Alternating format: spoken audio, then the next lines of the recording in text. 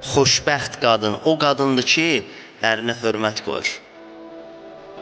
Ərinin hörmətini saxlayır.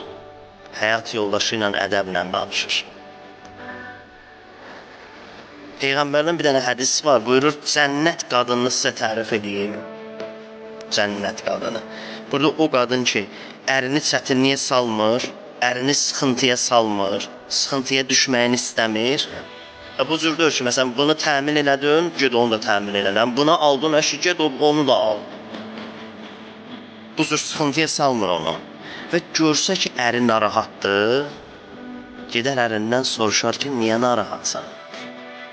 Əgər dünya üçün narahatsansa, narahatsan ki, bizə yaxşı baxa bilmirsən, bizim üçün hər şeyi təmin eləyə bilmirsən, hər dünyəvi, maddi ehtiyaclarımızı qarşılaya bilmirsən, bundan ötürü narahatsansa, narahat olma, mən səndən gücün çatandan artığını istəmirəm. Peyğəmbər deyir, bu cənnət qadınıdır.